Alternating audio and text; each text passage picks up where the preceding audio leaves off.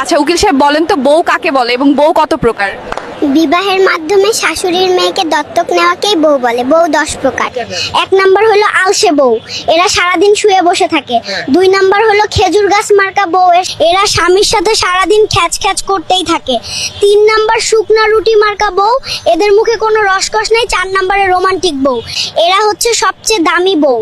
5 নম্বর মা পেয়ারি বউ, এদের কাছে কোনো ন্যায় অন্যায় নাই, মা যেটা বলবে ওইটাই ঠিক।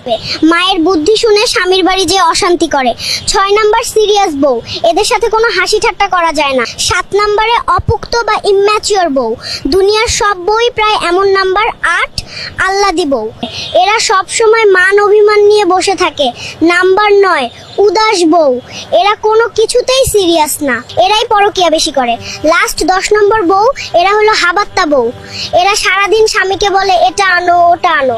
দুনিয়ার সবকিছু এনে দিলেও এদের কখনোই নেওয়া শেষ হয় না। এদের দিতে পারলে ভালো, দিতে না পারলে মুখ কালো।